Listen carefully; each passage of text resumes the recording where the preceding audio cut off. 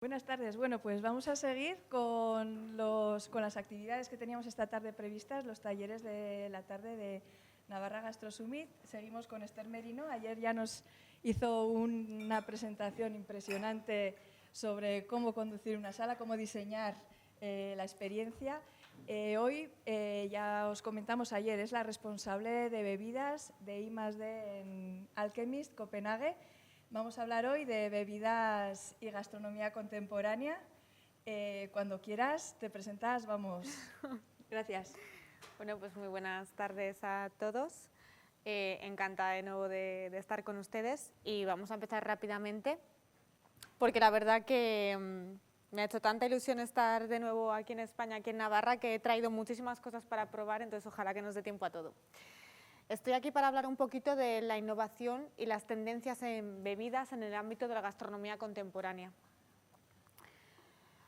En primer lugar, me gustaría hablar de algo que supuso dentro de la gastronomía contemporánea un antes y un después en la concepción de las bebidas. En este caso, todos conocemos el bully.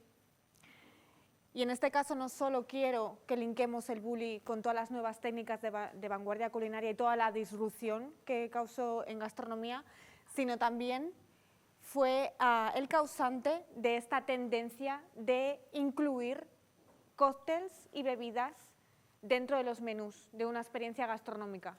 Hasta entonces no era tan habitual o tan común incluir este concepto dentro de las experiencias gastronómicas asociadas al fine dining.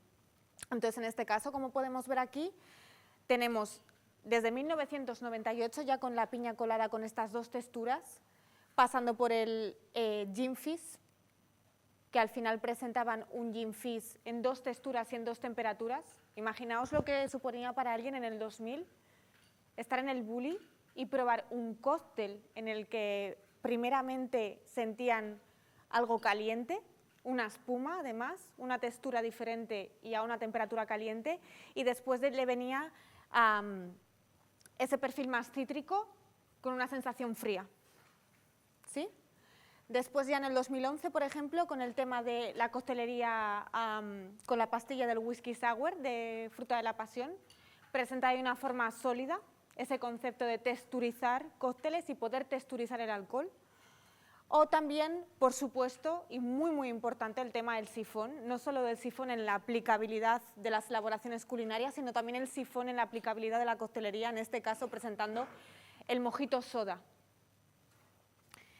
2014, por ejemplo, nos encontramos con la nitrocaipiriña, al final usando este concepto de la crioinfusión, es decir, usando nitrógeno líquido, que al final está a menos 195,6 grados centígrados, y pudiendo texturizar algo como es el alcohol, que estaba asociado a esa capacidad anticongelante que tiene el alcohol.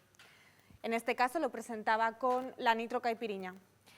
Y un último ejemplo que ponemos aquí, en el 2011, con la fresa, era una fresa Campari, era una fresa nitro impregnada con Campari y la otra era una fresa caliente. También compartiendo este concepto de sentir dos texturas, dos técnicas y dos sensaciones térmicas en boca. También me gustaría decir que para mí es muy importante resaltar el valor que el bully daba en las bebidas. Yo, como les comenté ayer, tengo que reconocer que entré en la gastronomía enamorada de la culinaria. Yo estudié 4 años vanguardia culinaria, cocina, y cuando me pasé a la sala siempre he sentido la necesidad de que echaba de menos una receta estandarizada en sala. Si pensamos en cualquier receta de coctelería, lo mejor que nos vamos a poder encontrar es 5 centilitros del destilado que sea, zumo de media lima. ¿De qué media lima? De la que lleva una semana en el frigorífico y está seca, de la mexicana, de la brasileña. Nos falta mucha estandarización. Con esto no quiero decir, por supuesto, que luego tengamos que renunciar a esa magia que tiene el camarero, a esa magia que tenemos como anfitriones dentro de la sala, de saber hacer ese traje a medida para cada persona y saber que a mí, que me afecta más el alcohol, seguramente el bartender sabrá que me tiene que hacer un gin tonic, por ejemplo, con 4 centilitros, pero en cambio a lo mejor a otra persona, por ejemplo Diego, seguramente le hará un gin tonic de 6 centilitros, un poquito más potente o más. Pero al final es esa magia del camarero de saber hacer ese traje a medida, como decíamos ayer, ese valor del tú me importas, pero detrás tiene que haber una estandarización, ¿sí? Y luego, después de esa estandarización para llevar un control de costes, para poder tener un negocio y tener beneficio, ya luego entra ese papel mágico de la sala de saber hacer ese traje a medida para cada persona. Y en el bullying me gustaría resaltar que no solo introduce esta concepción de los recetarios dentro de la coctelería al mismo nivel que se hacía en las recetas culinarias, sino que también la referenciaba. Y tienen un número asociado al igual que cualquier elaboración que estaba dentro del bullying, ¿sí? Y esto es muy importante.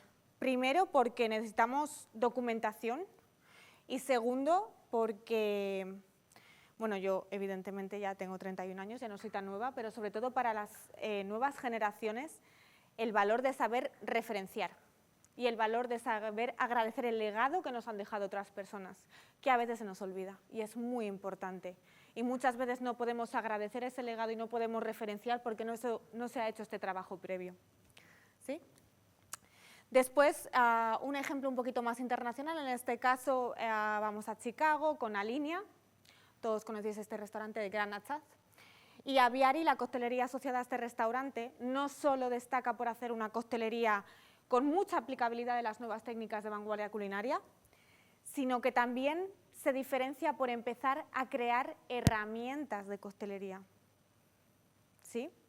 En coctelería hace 4 años y medio, casi 5, tengo que dar las gracias a mi querido mentor Patxi Truitiño, que se decidió hacer una gama de pinzas por y para bartenders, con todas las herramientas para poder coger bien el hielo, para poder tener integrado un calador y poder hacer un twist cítrico, para poder tener integrado en la misma pinza una pinza de precisión.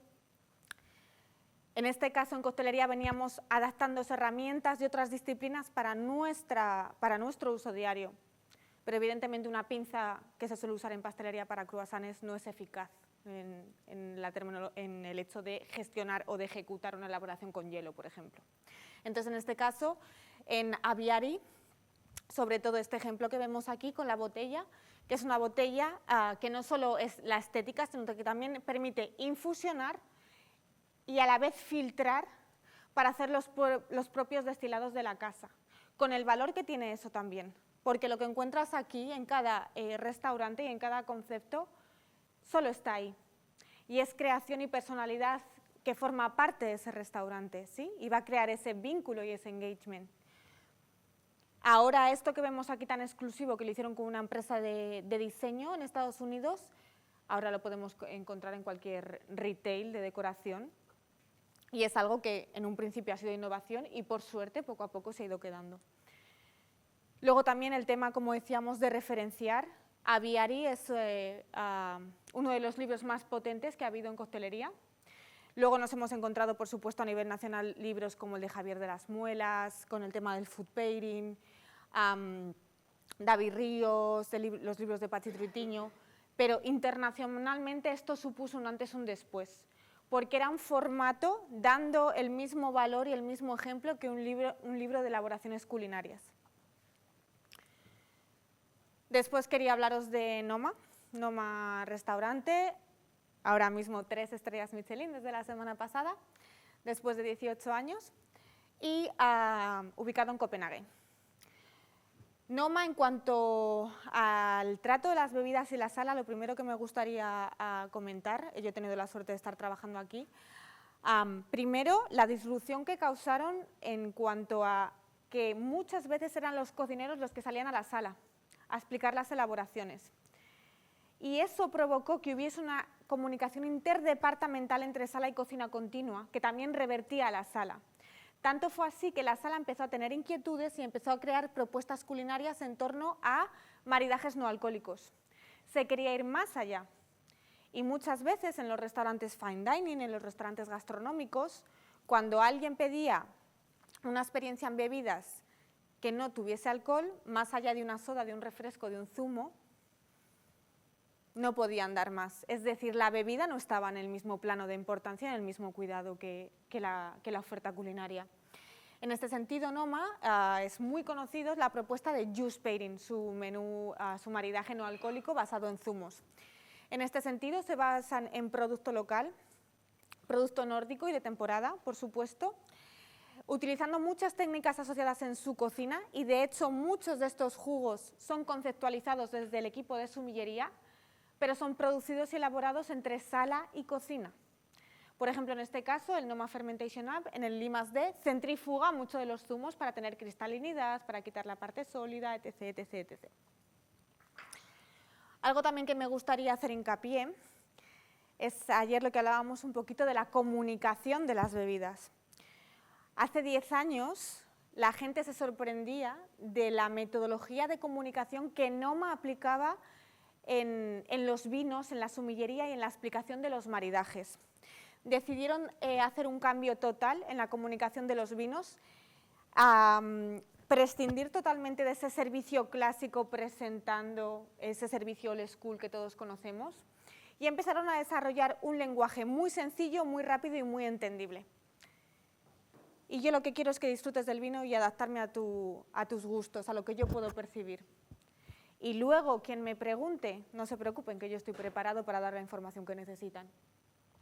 Entonces, en este sentido, la misma personalidad que ahora mismo, por suerte, poco a poco, vamos viendo que se ha convertido en tendencia y que otros restaurantes están empezando a recoger esos preceptos que asentó Noma, de hacer el vino más comunicable, más entendible, más fácil, empezar a linkarlo, por ejemplo, con la terminología de las cervezas, que hasta hace unos años, ahora, la verdad que se está ampliando mucho el abanico de posibilidades, pero hace unos años en cerveza era rubia o tostada.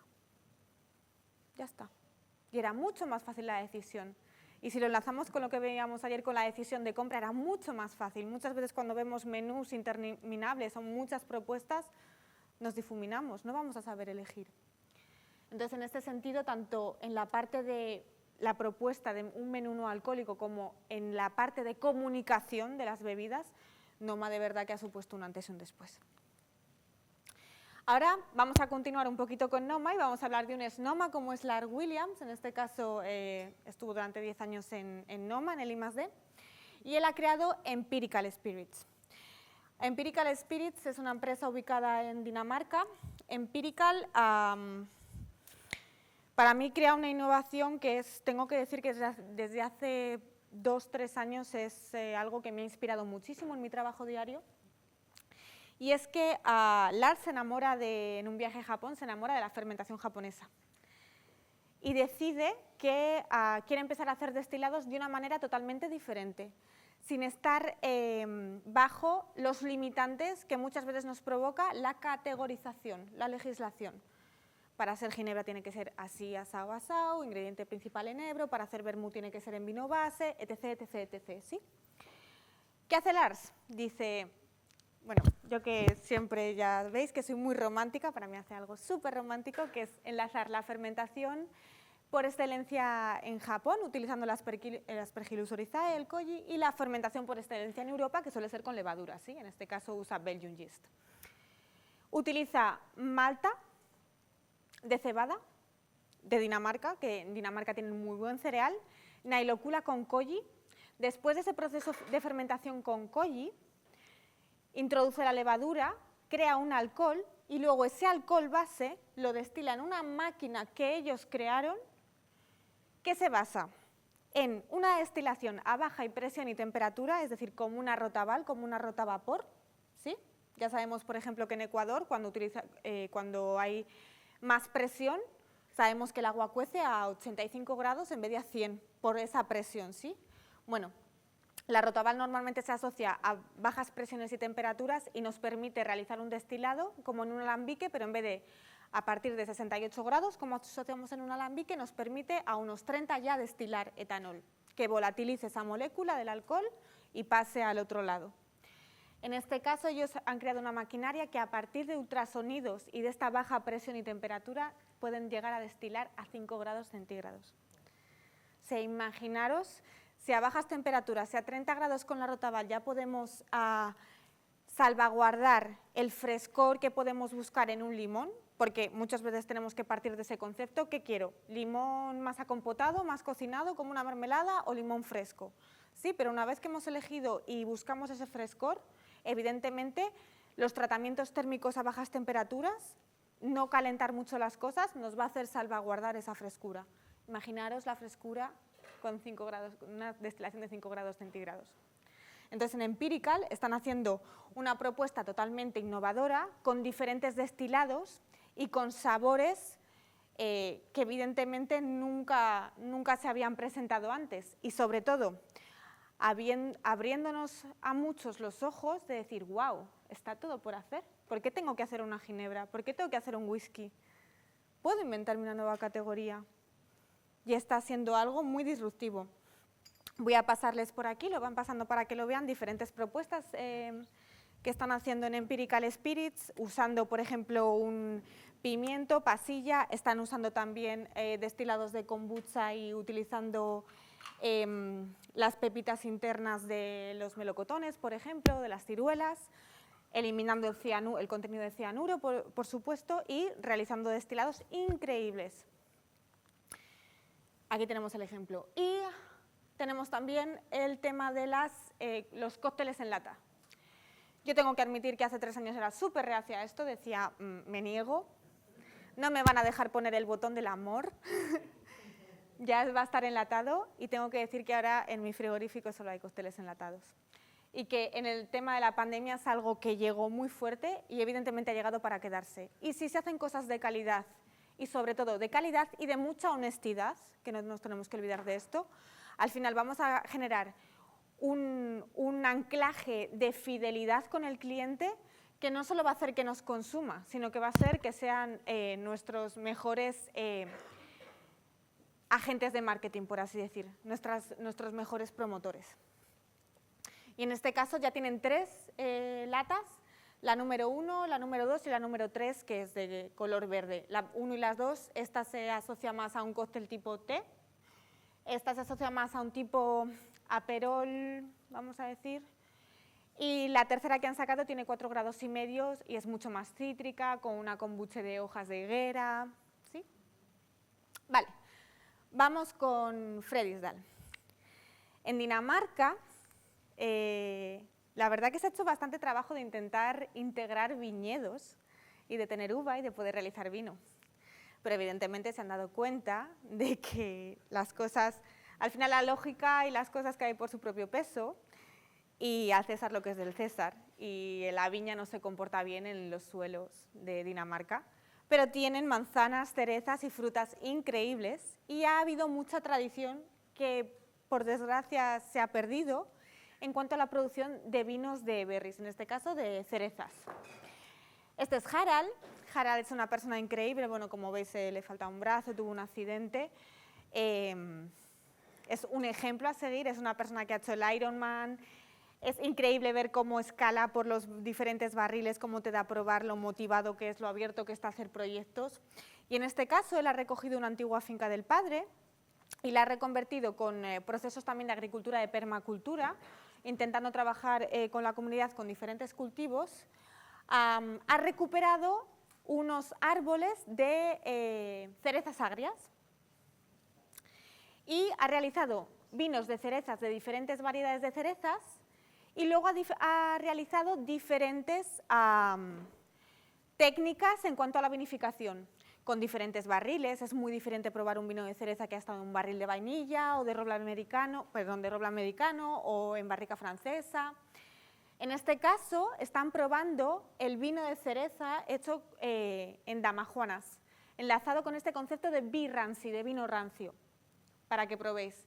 La aplicabilidad de esta bebida es increíble y, por supuesto, tenemos que tener la sensibilidad de analizar que tiene más densidad en boca, que su sabor es más prolongado, que tiene ese final, ese aftertaste más licoroso, pero con la caza, con pichones, funciona increíble. Luego ya tendremos la sensibilidad, cuando apliquemos el diseño de la experiencia que vimos ayer, de saber que después vamos a tener que añadir algo con carbónico, algo que oxigene un poquito en boca para contrarrestar la invasividad. pero la verdad es que es un producto increíble. Ahora yo tengo un proyecto muy bonito con él porque vamos a realizar dos vermús, uno de ellos, un vermú base añejado para evitar esa, al final ya sabemos que se encabezan o se fortifican y luego también se encabezan con caramelos o con azúcares, para evitar esas grandes cantidades de azúcar, poder añejarlo en barricas de cereza. Sí, un proyecto increíble. Y luego otro proyecto que es hacer un vermú base con vino de manzana, de diferentes variedades de manzana de Dinamarca. Bien, ahora vamos a Alchemist. Alchemist es donde actualmente trabajo. Como decía ayer, tengo que estar muy agradecida. Cuando yo me encontraba trabajando entre Noma y Popel, ellos me ofrecieron este nuevo puesto que existía sin precedentes, que es un puesto que básicamente me dedico al cuidado de las bebidas. En las bebidas, intentando salvaguardar su calidad en el mismo plano de importancia que la comida. Todo tiene que estar al mismo nivel, trabajamos por la excelencia y tengo mucha suerte de que ellos me dan todos los recursos necesarios para intentar que esto sea así. Esta es una foto del DOM de Alchemist, de la segunda parte. Ayer, como comentábamos, Alchemist tiene 3 plantas de experiencia, por así decir. Esta es la segunda, es donde los comensales pasan la mayoría del tiempo. Y aquí nos vamos a enfocar, por supuesto, dentro de Alchemist, de los maridajes de bebidas que tienen. Tenemos 3 menús diferentes de wine pairing, de menú de maridaje con vinos. Luego tenemos uno ampliado, que es una mesa especial de sommelier, que te dan botellas muy especiales y muy específicas. Luego también me gustaría parar también en el tema de la comunicación visual. Nosotros tenemos una tablet donde presentamos los diferentes maridajes y estos diferentes círculos son los diferentes maridajes donde clican y pueden abrir y ver toda la propuesta. Y aquí he puesto 2 fotos de la bodega de Alchemist. Es increíble, más de 10.000 referencias, o sea, yo admiro muchísimo al equipo de sommeliers. Y luego, aparte de ser estéticamente preciosa, bueno, pues es imponente. Pero no solo tiene protagonismo el vino en Alchemist. Tenemos, dentro del equipo de sommelería, hay 4 Tea Sommeliers de certificado internacional. Y en la última parte de la experiencia, en la tercera planta, en el balcony, tenemos una estación para hacer toda la ceremonia del té. Incluso siempre a las 7:30 de la tarde en el servicio se enciende la madera para calentar el agua con la madera, o sea, como manda la ceremonia del té, trabajando con tés de muchísima calidad, no solo para servicio del té, sino también para nuestro maridaje no alcohólico, que es de la parte que yo me encargo en cuanto al 50% de mi trabajo, vamos a decir, que es estar encargada de las bebidas fermentadas que forman parte de este menú. Aquí tengo un pequeño esquema de lo que es nuestro menú botánica, nuestro menú no alcohólico. Al principio servimos una bebida con té, matcha y un zumo orgánico de manzana de la variedad Arista. Luego damos una kombucha de orquídea con lúpulo. Después damos un agua de kefir de hibiscus con berries, en este caso usamos cichandra y usamos también moras.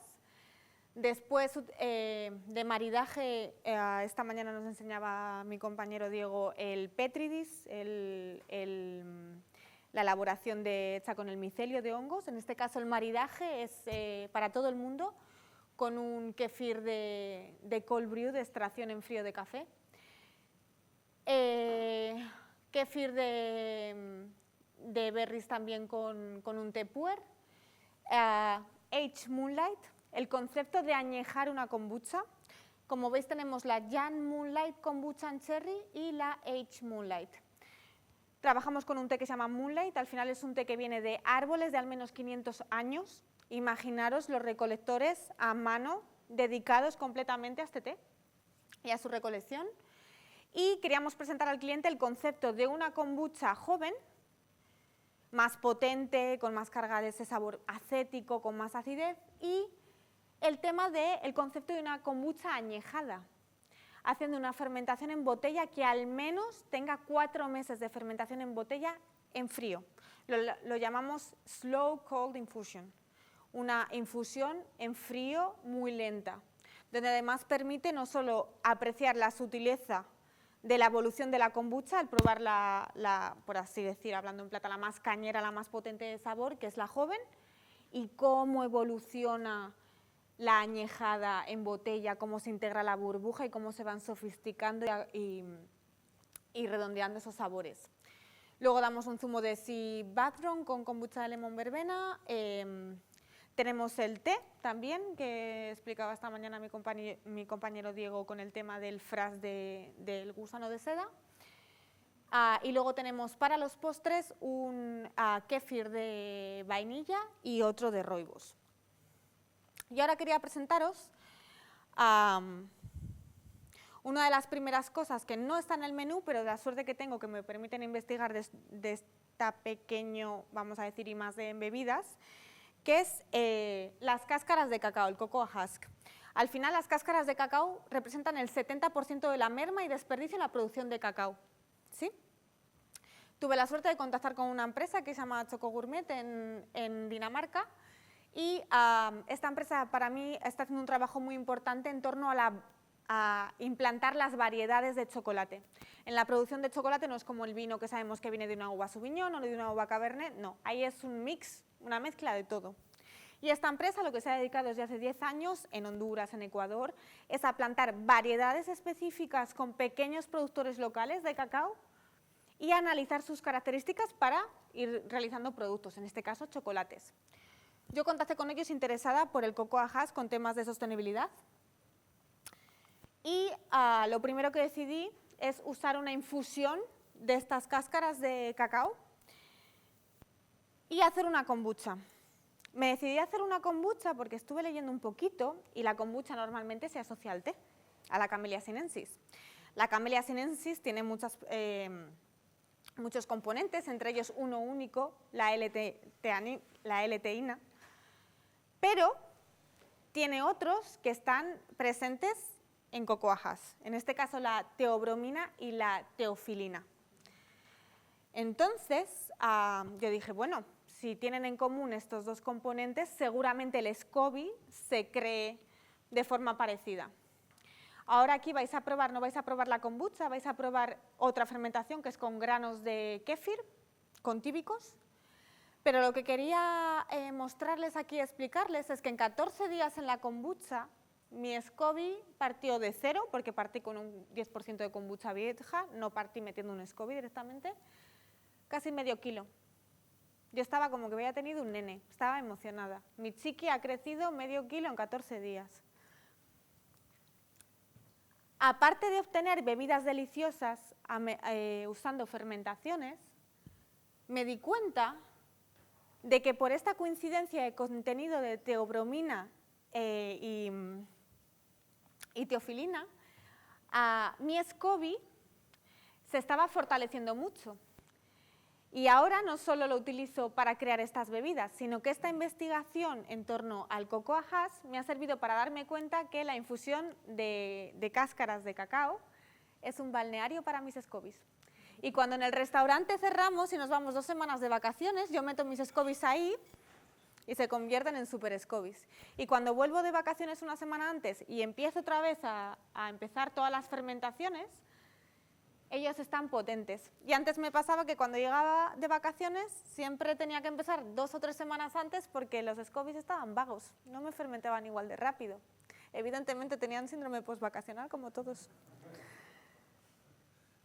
Bien, otras de las aplicabilidades que hice con el cocoa husk es un destilado.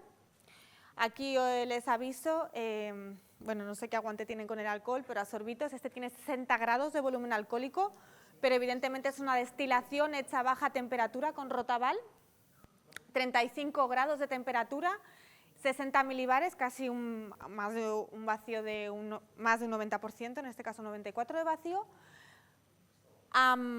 Y quiero que vean no solo la potencia aromática de la cáscara de cacao que les he pasado al principio, sino también el peso en boca y la sensación grasosa y a mantequilla que deja el destilado. Esto tiene una aplicabilidad increíble, sea, se me hace la boca agua solo de pensar un old fashion con un par de gotitas de este destilado, de pensar en hacer un Baileys con base de este destilado, de pensar hacer una tarta al whisky, pero en vez de al whisky con este destilado. Al final, no solo es crear algo delicioso, sino también crear algo delicioso con algo que normalmente se tira y empezar a darle un valor. De hecho, yo ahora estoy empezando a hablar con esa empresa para intentar pautar un precio, porque yo no puedo no puedo contradecirme. Si yo estoy diciendo que esto tiene un valor y que me da elaboraciones deliciosas, tengo que ser coherente y pagar por ello. ¿Sí?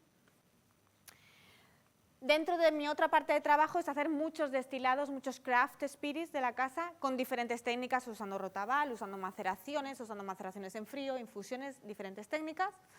En este caso, siendo muy honesta con ustedes, tengo que decirles que nosotros usábamos un destilado de Empirical Spirits, de la empresa que he presentado antes, que se llamaba Fat Trump and His Stupid Fucking Wall, que era basado en un destilado de habanero, donde esta empresa retiraba la capsaicina, el picante del habanero, y la verdad que a mí siempre me ha encantado este destilado porque permitía que disfrutásemos de estas frutas, de estos sabores a pepino, a melón, a berries, que tienen en este caso el habanero, pero que por ese picor, esa capsaicina, no lo podíamos experimentar bien en boca. Empirical, lo bueno y lo malo que tiene es que cuando realiza una propuesta, un lote de un producto, cuando se acabe, se acabó. Porque quiere tener esa consistencia de me voy a México a conseguir el mejor habanero, me voy a México a conseguir la mejor pasilla, mejor pimiento variedad pasilla, pero no sé si voy a tener esa consistencia cuando se acabe el producto de alta calidad que yo he conseguido, se acabó y me meto a hacer otra cosa.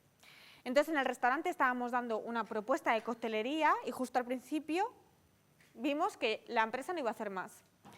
Y entonces en este caso me decidí a investigar un poco cómo era este proceso, no solo de destilación, sino también de cómo blendeaban, porque en Empirical destilan no solo alcoholes, destilan fermentados, destilan vinagres, destilan kombuchas. Y me di cuenta que en todo el mundo de las moléculas aromáticas y del sabor, cuando destilas un alcohol normalmente no destilas tanto sabor, lo que más destilas es aroma, que luego tiene mucho que ver con el sabor, porque el 70% de la parte nasal va a inferir en nuestro gusto, ¿sí?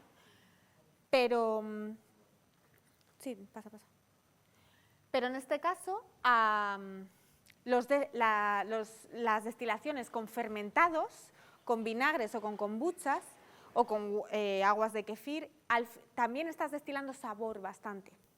En este caso, me di cuenta que el punto de ebullición bueno, me di cuenta no, en Empirical sabía que ya lo hacían, busqué el punto de evaporación de la capsaicina para poder retirarla.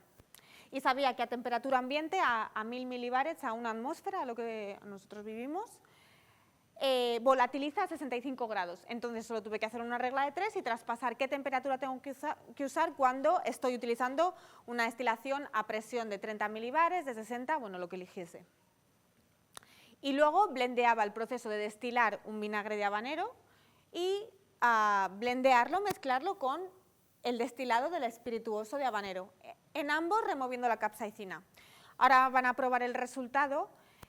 Funciona increíble con todo el tema de aperitivos, vermús, esa sensación de salazón al final con todo el tema de berries, de pepino, de melón, del pimiento. Es algo que de verdad va a ampliar sin duda nuestro abanico de sabores. Bien, pasamos a vermú y aperitivos con plantas silvestres. Yo soy de Valladolid, allí tenemos, como aquí, muchísima cultura en vermú. Tengo que decir que en Dinamarca también tienen bastante cultura, no ya en la hora del aperitivo en vermú, en salir, pero sí consumen bastante vermú. En este caso, tengo que admitir que me da un poco de vergüenza, pero ha sido en Dinamarca cuando más me ha animado. Ya recolectaba un poquito cuando vivía en el País Vasco, sobre todo en la zona de Orio, recolectaba bastante, pero ha sido en Dinamarca cuando me ha animado a interesarme por lo que hay en mi entorno y empezar a aplicar en la creación de bebidas lo que la naturaleza me da, ¿sí? Y en este caso hago diferentes propuestas. Aquí, como no nos va a dar tiempo a preparar todo, les paso el concepto de un vermú blanco hecho con plantas silvestres danesas de ahora. En este caso van a ver que lleva los capullos, como los escaramujos que hemos visto con nuestra compañera Blanca que nos ha enseñado, pero en este caso de la variedad de rosa rugosa. Tanacetum vulgare, que tenemos mucho, el tanaceto. Miel en rama, mi planta favorita maravillosa para infusiones, para maceraciones en alcohol, para aplicabilidad como té, increíble. Y en este caso en Dinamarca, aquí en España tenemos más Artemisa campestris y Artemisa absentium, pero en Dinamarca tienen la Artemisa vulgaris, que tengo que decir que es un poco menos aromática. Pero siempre en mi base de vermú de esta temporada, vamos a decir primavera-otoño, es mi base estas 3 plantas de vermú. Aquí se lo paso para que puedan oler.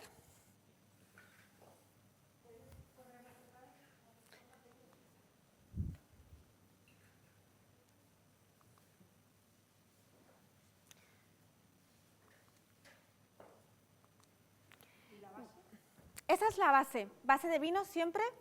Este primer concepto, igual que antes les he dicho que con el productor de vino de cereza queremos ser un poco más disruptivos y decir, bueno, la legislación dice que en base vínica. Normalmente vino blanco además en los vermús, pero bueno, porque luego se encabeza mucho con caramelo, con vinos fortificados, etc. Pero en este caso, aquí es un chardonnay y luego simplemente una maceración. Una maceración a temperatura ambiente, o sea, muchas veces les admito que pruebo, para que me entiendan, la receta más innovadora que pueda encontrar o intentando utilizar la máquina ahora de los medios que tengo a mi disposición en el restaurante, pero siempre intento también hacer la receta de la abuela y comparo. Porque a veces la electricidad que gasto con la rotaval, el tiempo, el gasto energético que tengo con la máquina, etc., para con los resultados, me demuestra que mi abuela lo hacía muy bien y era mucho más sostenible. Sí, es muy importante.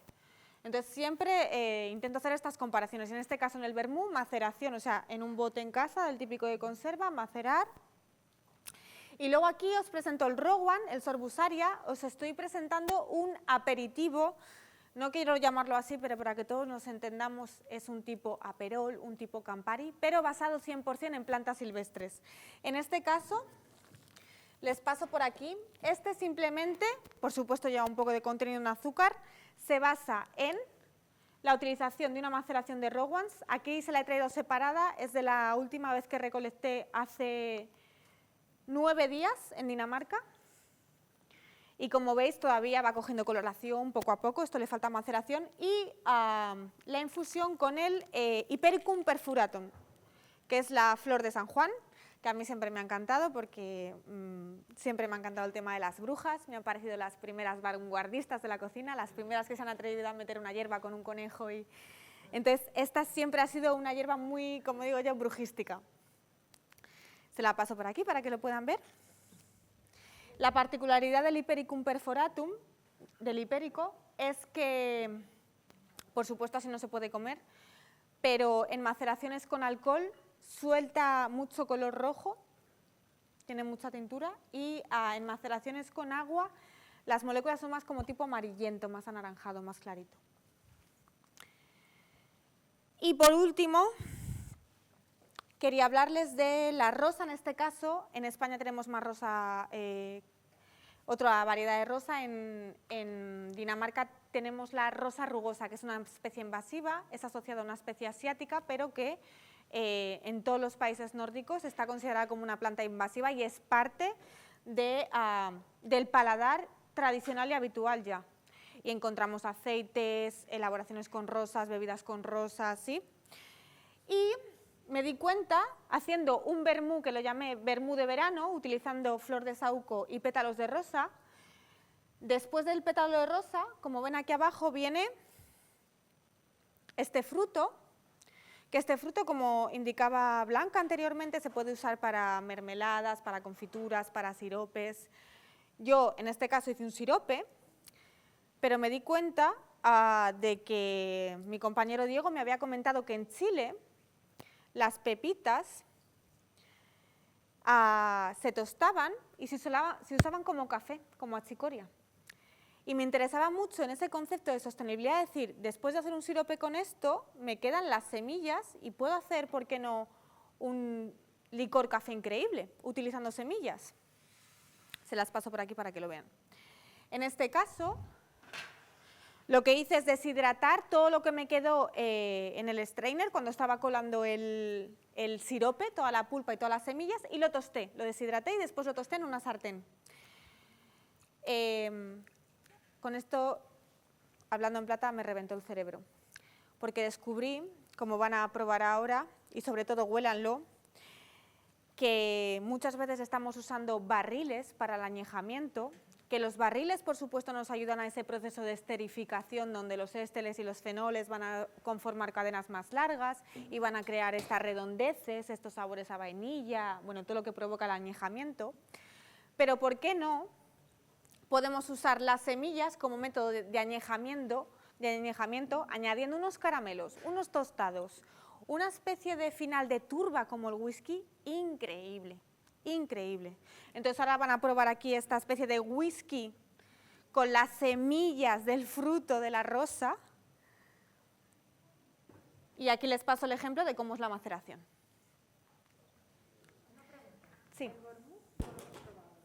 No, han probado el aperitivo porque la verdad que, o sea, espero que me dé tiempo a que prueben todo y si luego nos sobra tiempo, por supuesto, lo podemos probar. La verdad que está muy rico. Luego, de verdad, a quien le interese me dicen y lo cuelo y luego barra libre se sirven. Yo luego voy a decir que no he hecho nada, que yo guardé todo. Bien, pasamos a este postre de Alchemist, el Lifeline.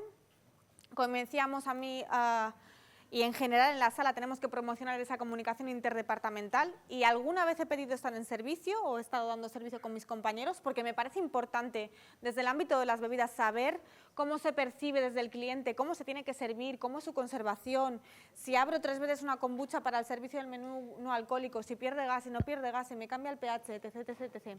En este caso mis compañeros de sala me comunicaban este postre que está hecho con berries y con garum de sangre de ciervo y con sangre de cerdo, porque al final es una reflexión de la donación de sangre que se quiere promocionar en Dinamarca y bueno, es como esa pequeña reflexión que hacemos desde el restaurante animando a la gente a colaborar y presentándolo de una forma disruptiva.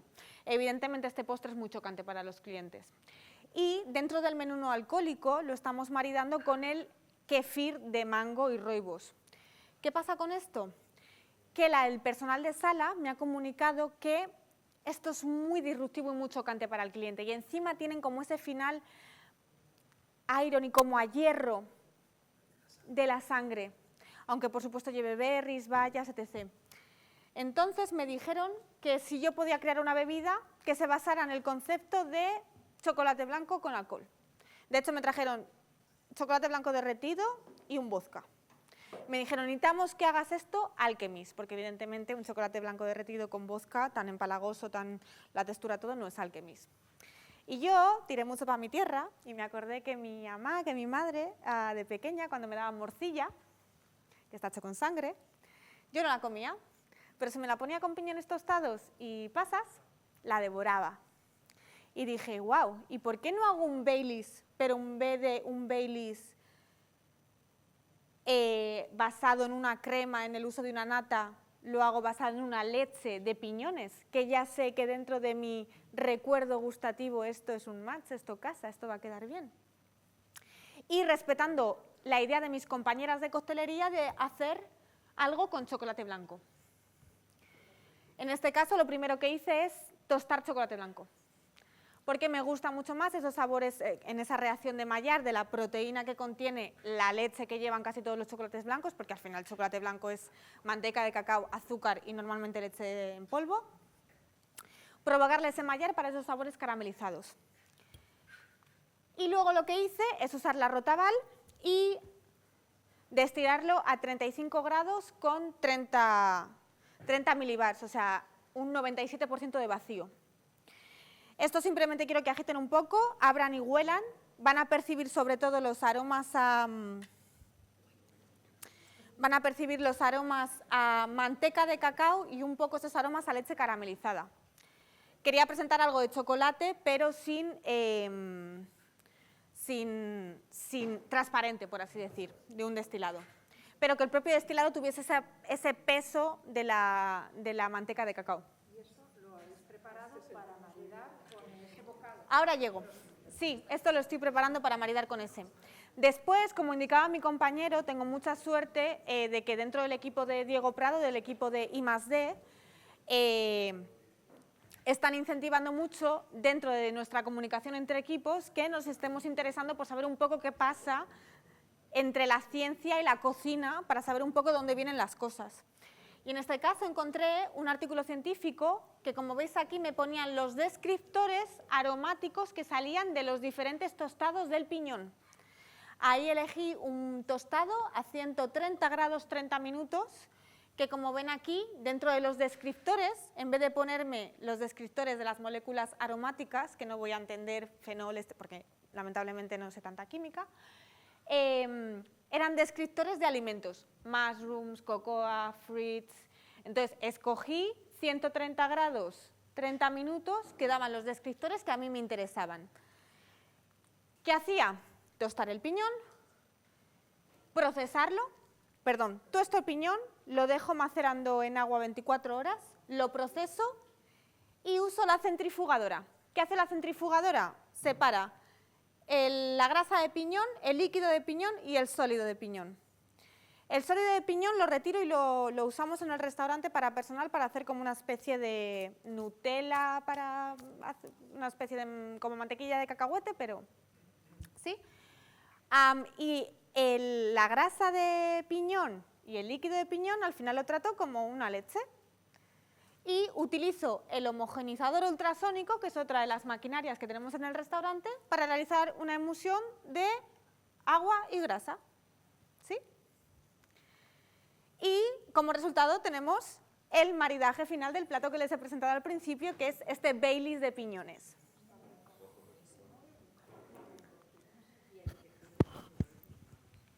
No, el kefir era solo de Mayan Red, de la cáscara de cacao. Pero por saber esta variedad que sabemos que da mucho cítrico, mucho mango, al final es como ensalzar la labor de esta empresa, no solo usando algo que se tira y promocionando la sostenibilidad, sino es también dar valor a Mayan Red, organolépticamente tiene estas características en boca. Y la fermentación en este caso de los gránulos, de los nódulos de agua de kefir, provoca que estos sabores se desarrollen todavía más. Bien. Enlazado con el tema que lanzaban desde I+D, también mi compañero Diego esta mañana ha hablado bastante de ello y ayer pudieron degustar un chocolate que está increíble, que a mí cada vez que paso me tienen que dar en la mano porque no puedo dejar de comer. En este proyecto a mí me encargan realizar un concepto un poco parecido al Baileys de piñones, pero intentando usar el bagazo, es decir, todo lo que sobra del proceso de elaboración de cerveza, en este caso con la compañía Carlsberg. La verdad que me sirvió mucho que mis compañeros de I+D ya habían empezado con la elaboración del chocolate y vi que gracias a la conchadora que ellos estaban utilizando, al final estaban utilizando el bagazo como si fuera un haba de cacao.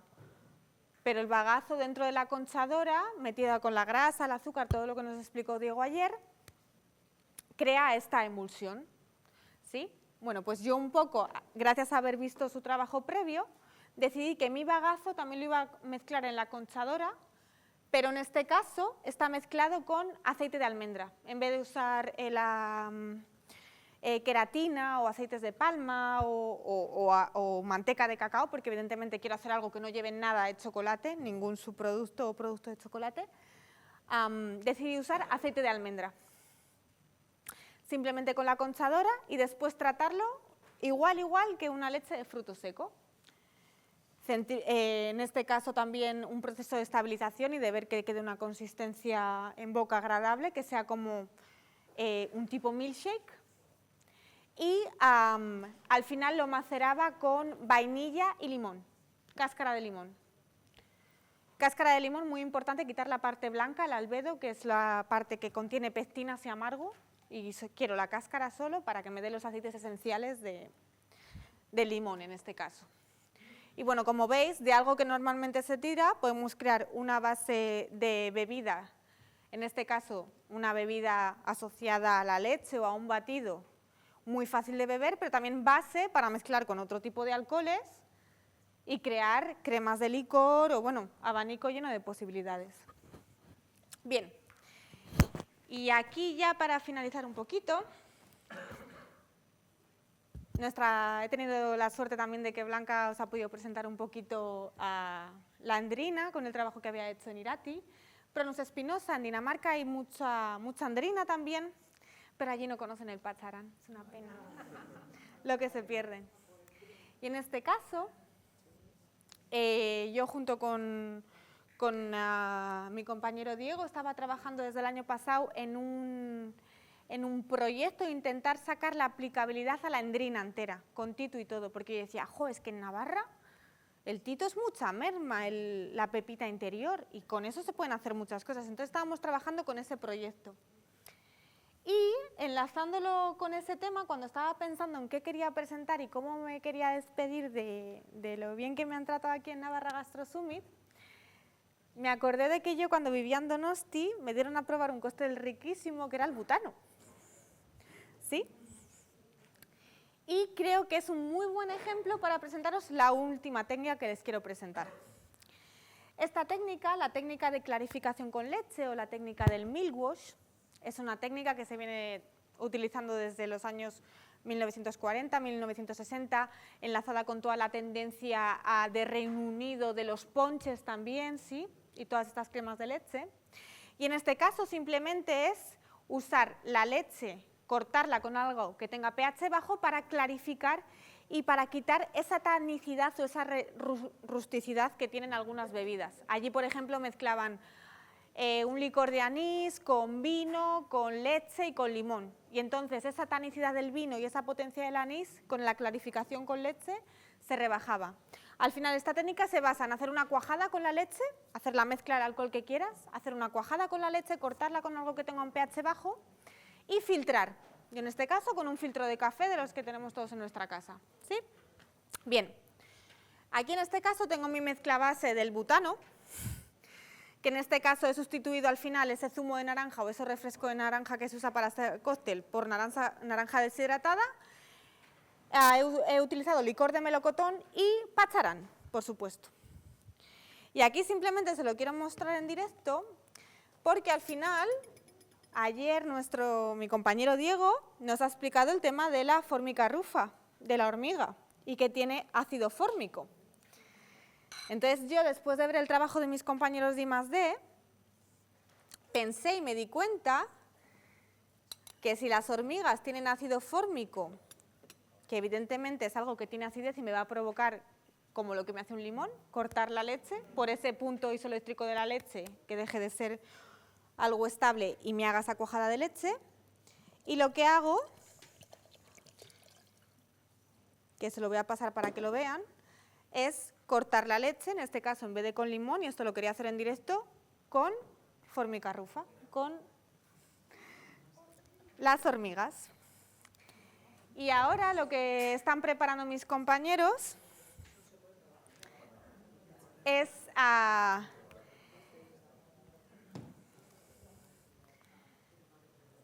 el butanito, porque dentro del concepto de butano quería que todos disfrutasen y brindasen conmigo por la hospitalidad que hemos recibido en Navarra, con este cóctel aplicando la innovación un poco que hemos visto desde el restaurante Alchemist. Y para finalizar, mientras brindamos y degustamos, gracias. Mientras brindamos y degustamos, solo quería incidir en dos cosas. La primera, que dentro del mundo de las bebidas y de la sala, todo está esperando a ser hecho. Hay un abanico lleno de posibilidades, esperando a que lo descubramos. Y en segundo lugar, quería agradecer a todos los profesionales de sala de servicio que hay en el mundo, porque como hemos visto ayer, en el punto de vista de la antropología, nosotros, los seres humanos, somos animales de bar y somos animales de restaurante y socializamos a través de los espacios gastronómicos y vivimos momentos maravillosos en ellos. Entonces, me gustaría valorar públicamente a todos los profesionales que hacen posible esto y, por supuesto, salud y por Navarra.